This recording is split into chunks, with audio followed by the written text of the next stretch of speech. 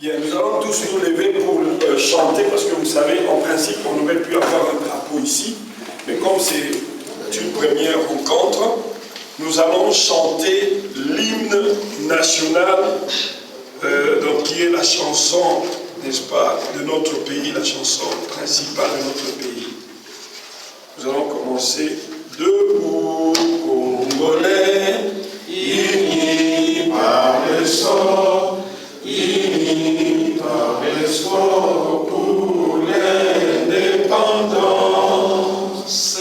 Descends au fond, longtemps troublés, mais pour de bon, prenons les plus belles élans dans la paix citoyenne. Avec la paix, nous bâtirons un pays plus beau qu'avant, dans la paix citoyenne. Entonnez, l'hymne sacré de notre solidarité, fièrement saluer notre mère donne notre souveraineté.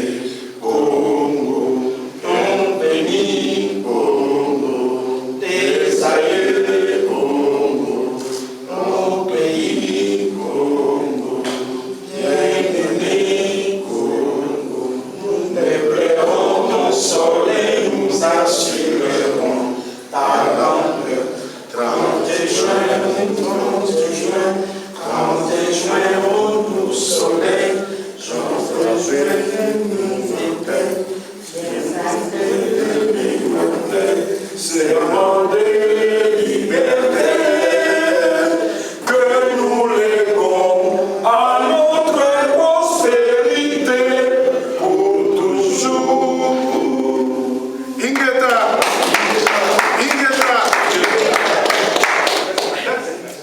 Kutanga, procès verbal. Voilà, il y a le 17 mai 2013. Procès verbal de l'Assemblée constituante du 17 mai 2013. L'an 2013, le 17e jour du mois de mai, se sont réunis au numéro 107 du boulevard Émile Boxtal, au sein du bâtiment Neckersdal, de 15h à 22h. Les combattants résistants congolais de Belgique en assemblée constituante. 2 points étaient inscrits à l'ordre du jour. Il s'agissait de 1. L'adoption de la charte et du règlement d'ordre intérieur des combattants résistants congolais de la diaspora de Belgique. 2. La désignation du coordinateur général de tous les combattants résistants congolais du Royaume de Belgique. Mais seul le premier point a été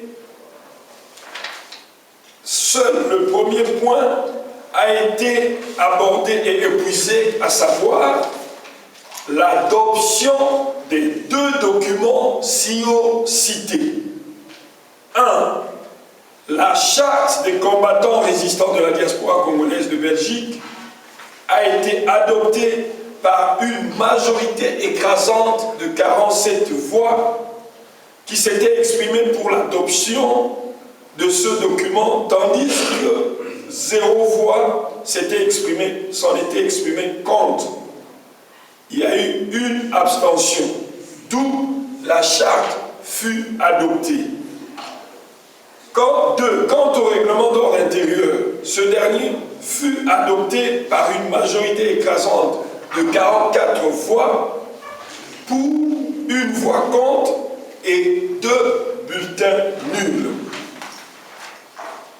Le programme 9, quant à l'établissement d'une commission électorale pour organiser la désignation ou l'élection du nouveau coordinateur général des combattants de Belgique, l'Assemblée a demandé à la commission technique de rédaction de continuer le travail jusqu'à l'investiture définitive de la structure des combattants de Belgique.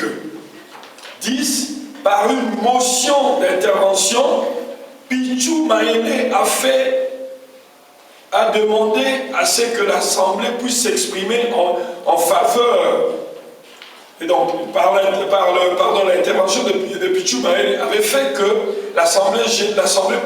que la Commission puisse demander à l'Assemblée de s'exprimer en faveur du report de la désignation du coordinateur général, ou oui ou non. Mais qu'est-ce qui s'est passé? C'est qu'il y a eu 22 voix qui étaient pour le report de la désignation du coordinateur général et 19 voix étaient contre. Donc les 19 voix disaient qu'on devait désigner le coordinateur général le même jour. Parfois les conséquences, comme il y avait 22 voix contre 19, donc il y a eu report, n'est-ce pas, de la désignation du coordinateur général. Ainsi, la désignation du coordinateur général a été reportée au lundi 20 mai 2013 dans la même salle, au même bâtiment, c'est-à-dire le bâtiment Neckersla. Mais qu'est-ce qui s'est passé? C'est que, compte tenu des impératifs, la tenue de la rencontre n'était plus possible le 20 mai, mais c'était le 24 mai 2013 que s'était organisé l'élection du coordinateur général pour désigner le coordinateur général. Mais notez que, en vertu, n'est-ce pas, de l'article 17 du règlement d'ordre intérieur, il était prévu, il y avait une possibilité, la possibilité de désigner le coordinateur général par consensus ou, en cas, si on n'arrive pas à obtenir un coordinateur général par consensus, on va carrément à l'élection, au vote par bulletin secret. C'est ce qui a été fait, mais vous avez constaté que malheureusement, ces élections ont été chahutées et il y a eu pas mal de problèmes. Donc il y a eu des recours et puis finalement, et au regard, donc M. Maïmbi a été entendu par la commission, M. Henri Mouké aussi a été entendu, mais M. Babi Baloukula, qui a été proclamé coordinateur général, avait refusé de répondre à notre invitation. Voilà pourquoi on a tiré toutes les conséquences des deux auditions et de l'absence de M. Babi Baloukula, le coordinateur proclamé le 24 mai 2013. Et à l'issue de tout cela, le Conseil patriotique congolais de la résistance en Belgique avait pris une décision. Avec les forces vives de la résistance, la commission ad hoc que nous représentons ici est en mesure de vous proposer pour adoption les noms de ces animateurs, donc du collège exécutif à créer. Voilà, cela est le rapport de nos résolutions et de toutes les tractations. À cet effet, nous avons ici un invité de marque. Un homme qui a beaucoup vécu, qui nous a beaucoup aidés. Alors nous, dans la commission, un homme sage, vous aurez à le remarquer, ça c'est un point de vue personnel. Dans la commission et dans les travaux tels que nous l'avons prévu, nous avons jugé nécessaire de lui laisser la parole et de lui donner la parole pour nous donner un peu de sa sagesse qui nous restitue un peu dans le temps et jusqu'à ce jour qui est vraiment le but ultime de notre combat. À ce sujet, je vous demande d'applaudir, si vous voulez, ou bien d'accueillir Papa Johnny, qui va un peu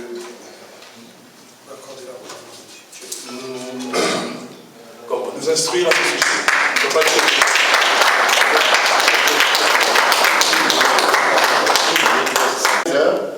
En observant, le Congolais arrive à 18h, il trouve ça tout à fait normal, mais ce qui n'est pas du tout normal. Parce que quand on a dit les Congolais ont une heure pour eux, je pense que vous êtes en train de refonder le monde. Vous recréez la roue, alors que la roue existe, etc. C'est pas, je pense que ce qui importe pour nous qui vivons à l'étranger,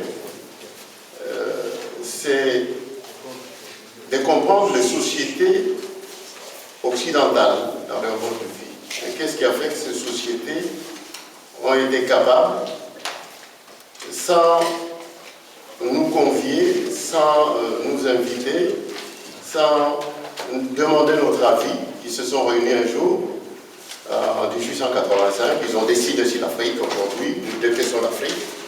Là, il y avait l'Empire ottoman, il y avait les Portugais qui faisaient du cabotage le long des océans Indiens, Atlantiques. Il y avait les Français, il y avait les Anglais, mais il n'y avait pas d'Africains. Et puis ils ont décidé, aujourd'hui, l'Afrique, on dépèse. Et Léopold II n'a pas assisté à cette conférence, il a envoyé un colonel. Et puis, il y avait son référent qui était Henry Stanley Morton, qui était à Berlin. Et en complicité avec Bismarck, qui était le chancelier prussien de l'Allemagne, sans assister à toutes les tractations entre les différentes puissances occidentales, ils ont décidé d'élargir, de donner à Léopold II le Congo. Un degré à l'est, un degré au sud, un degré au nord. Mais les Congolais ne se sont pas jamais posé la question de savoir comment tout ça s'est passé. Donc, quand on est ici, quand on est en Europe de manière globale, il faut savoir que ce sont des pouvoirs coloniaux, que ce soit la France, que ce soit l'Angleterre, excepté les États-Unis, qui étaient aussi une colonie anglaise, mais qui avait une puissance réelle sur l'ensemble de ces pays-là. Alors, on ne peut pas dire, on vous invite à 15h, vous venez à 18h, vous trouvez ça tout à fait normal. Quand on n'est pas capable de pouvoir amener la rigueur et la rationalité qu'il y a ici, pour chez nous, nous resterons là à végéter. Observez ce que font les Chinois. Observez ce que font les Sud-Coréens, qui étaient au même niveau de développement que nous. 50 ans après, ils n'ont pas la même potentialité que nous. Les Sud-Africains ont telle potentialité que nous, mais nous avons un positionnement géopolitique et géostratégique au sein de l'Afrique. Vous voulez me dire quelque chose? On ne peut pas comparer le Congo à la Chine ou à la Corée. Quel était l'état de la Chine il y a 50 ans? Non, nous on n'avait pas les ingénieurs. Non, en 60, eux ils avaient déjà dit. Ah ouais, ça c'était on va pas faire un débat là-dessus. Ça c'était notre débat. Ouais, ouais. Si vous voulez qu'on débatte l'accession du Congo à l'indépendance, de l'État qui était celle du Congo, on débat ça. Non, je dis simplement qu'en 50 ans, les Congolais n'ont pas été capables de construire un État. Ça c'est vrai. Oui, mais en 50 ans, la Chine est devenue une puissance. Et la Chine n'a pas Pourquoi? Mais pourquoi? Le problème n'est pas parce qu'il y a des ingénieurs. Le pourquoi? Excusez-moi, je ne vais pas dialoguer. Si vous voulez le débat avec moi, excusez-moi mon ami, si vous voulez le débat avec moi sur ce problème-là, on en discutera. Mais je parle de moi que la Chine n'est pas le cadre n'est pas... Non, il peut parler, mais on va parler après. Mais ça c'est pas vrai. Nous traitons des problèmes qui ont trait, n'est-ce pas? Je connais la faiblesse du Congo, ça, il n'y a pas de... Non, on parle du Congo. Mais ne sont pas des Je ne suis pas venu ici pour discuter avec les Congolais. Vous avez compris, mon ami? Je ne vous connais pas, vous ne me connaissez pas. Je ne suis pas ici pour discuter de cette affaire. Monsieur Ndor, je crois qu'il y a toujours une discussion. Il faut savoir une chose. Monsieur Papa Tchouni n'est pas ici venu pour faire les débats. Non, s'il vous plaît, non, écoutez. Déjà, ça ne va pas non plus. Il faut ça, laissez-moi parler. Non. Ne faisons pas de débat ici. Si vous n'êtes pas d'accord. Voilà. Monsieur Richard, quelle que soit la pertinence de vos objections, je préfère que ce débat-là soit fait après cette conférence. Je voudrais simplement dire à mon ami là que moi j'ai mon avenir et mon devenir derrière moi. Papa. Attends, laisse-moi parler. Vous ne me connaissez pas, je ne vous connais pas, laisse-moi parler. Moi j'ai mon avenir et mon devenir derrière moi. Les Congos me préoccupent parce que depuis que j'avais 8 ans, j'ai connu le Lumumba vivant. Je distribuais des tracts pour le Lumumba. Nous sommes en 58, 59. J'ai connu pratiquement la quasi-totalité des leaders congolais. Attends, laisse-moi. Non, si vous en savez plus, c'est une très bonne chose. Mais moi, j'ai l'expérience avec moi. J'ai vu les jeunes gens qui étaient parmi les premiers lumumbistes qui sont soutenus, comme les jeunes gens comme on a les Weshi dont on a chanté, je connais les jeunes gens comme les Ndouzi Emmanuel qui ont été assassinés, j'ai connu pas mal de personnes, j'ai vu mourir Moulélé, j'ai vu mourir pas mal de personnes au Congo. J'ai vu arriver Tchombe avec la valise, J'ai vu arriver, j'étais très jeune parce que j'avais un frère qui était très politique. J'ai vu se faire l'élection du président, le premier président de la République du Congo, dans une salle où Lumumba avait une majorité absolue. J'ai vu Jean Bolikango avec le PUNA, le Parti d'Unité Nationale, les conditions d'élection, de ces élections-là présidentielles. J'ai vu Tchombe arriver, j'ai vu Jean-Baptiste Kimba être désigné Premier ministre alors qu'il était minoritaire dans l'Assemblée. Tout ça, c'est du vécu, c'est du réel, comme vous êtes en face de moi.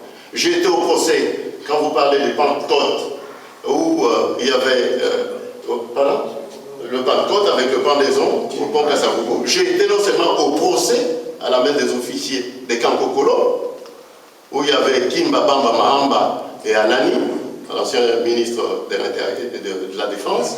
Donc je vis un peu toutes ces choses-là. Alors quand je discute, je ne discute pas avec vous. Quand je dis, c'est comme on fait un témoignage en fait. Quand je dis la Chine, je sais comment est organisée la Chine. La longue marche chinoise, on la connaît. Quel était l'état de la Chine il y a 50 ans, après la longue marche? Et nous avons accédé à l'indépendance il y a 50 ans. Je constate que là-bas, il y a un État, et chez nous, il n'y a pas un État. Je constate que la Corée était dans une situation pas très lointaine de la nôtre. Là-bas, vous avez Samsung, et pourtant, vous êtes les détenteurs de toutes ces matières premières. Mais chez nous, il n'y a rien, il n'y a aucune industrie, il n'y a aucune politique industrielle, aucune politique agricole. Il faut se poser des questions, savoir. Il ne suffit pas de dire, non, mais la Chine, il y a des ingénieurs. Quand il y a 100 000 ingénieurs qui sortent de la Corée, combien il en sort au Congo? Tout ça, ce sont des références. Ce sont des questions qu'il faut se poser. Alors, le débat que vous voulez installer avec moi, ces débats-là, je ne rentre pas là-dedans. Parce que je pense que, je répète, j'ai mon avenir et mon devenir derrière moi. Vous, avec votre âge, vous avez votre avenir devant vous.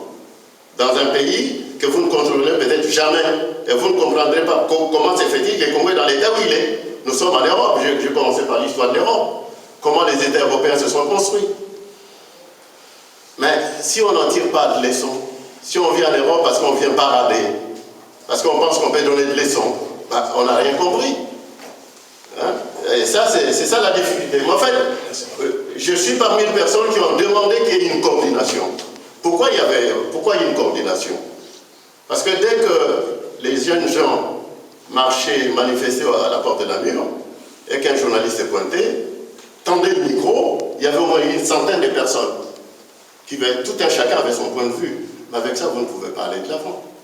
Prenez l'exemple de la Syrie. Il y a eu une coordination qui a été mise en place. Tout le monde pouvait se mettre debout, dire non, moi je suis Babi, parce que vous avez cité un nom aussi. Il ne faut pas trop vous focaliser sur des personnes, sur des individus. Au Congo, on parle trop d'individus. On ne parle jamais projet. Demain, comment on va construire? Vous, à votre âge, vous avez l'obligation de demander, de faire le droit d'inventaire. Vous ne vous posez pas ce type de questions. Vous venez ici en individuel, moi je suis le plus intelligent, le plus beau, mais il n'y a pas le plus intelligent, le plus beau. Vous combattez Kabila, avec quelles armes vous combattez Kabila? Moi j'ai vu Mouzé, je lui ai dit, vous n'avez pas ni Vivier. Quand ils sont arrivés, je n'ai jamais travaillé avec Mobutu, mais j'ai fait des critiques à Rwanda, qui ne m'a pas suivi, mais on sait qu'il fait beaucoup de bruit sur les nets. Mais il n'est pas capacité, parce que si vous faites un peu plus, attention, Rwanda est dangereux, parce qu'il vous dit une chose, il vous dit que c'est moi qui ai amené Museveni chez Mobutu. Vous n'avez jamais entendu Rwanda dire ça? Mais quand il vous dit ça, ça veut dire quoi? Oui, il a écrit. Quelles sont les leçons que vous tirez de ça? Alors que lui, c'est lui qui devait défendre le Congo, protéger le Congo. Il avait un budget pour ça. Il avait été envoyé aux études pour ça. Au Congo, il y a 3 personnes qui avaient été envoyées à Long Bay, en Virginie, à la CIA. Il y avait Atenda qui vient de mourir, il y avait Edouard Mokolo, il y avait Sid. Et Ngwanda était envoyé à Mossad par Mobutu. Je n'ai pas travaillé, mais moi je suis curieux de tout ce qui touche à mon pays. Comme je vous dis, depuis j'avais 8 ans. Lumumba, je le connais physiquement. Comme je connais le vieux Kassa physiquement. Au Bas-Congo, je connais le vieux Mwanda Vital, Mbuta Kingotolo, Mbuta Yumbulemba. C'est des gens, et je ne suis pas du Bas-Congo, parce que la politique me passionne. De même qu'au Katanga, je connais pratiquement tous les politiques. quand on parle avec vous, il ne faut pas penser que vous en savez plus que vous en savez. Hein? Il faut faire un peu plus à toutes ces choses-là. Donc, quand on tend un micro, il y a au moins une vingtaine de Congolais qui se mettent à parler, sans élément de langage. Ils ne savent même pas de quoi ils parlent. Kabila doit dégager. Bon, c'est la mode. Mais après, il n'y a pas que Kabila. Voilà. Je vais vous donner les noms des différents animateurs tels que proposés. Et après, on passera à l'adoption. Affaires publiques, mobilisation et propagande. Affaires nationales, Néama. Affaires politiques, Samson. Trésorerie, Madame Voilà. Jeunesse, Tchoumaïle. Action féminine, Maman José Kembe. Affaires juridiques, Lucas Salongo. Action sociale et humanitaire, Josiane Polo. Ordre et sécurité, Arena et Kajo. Affaires internationales, Mayimbi. Mobilisation et propagande, à trouver culture et formation légale. À trouver. Voilà. Sans plus tarder, je repasse la parole à mon président pour la suite, pour voir s'il y aura l'adoption de propositions. S'il y a une remarque. Non, mais il n'y a pas d'élément à faire. La porte est ouverte à d'autres mouvements.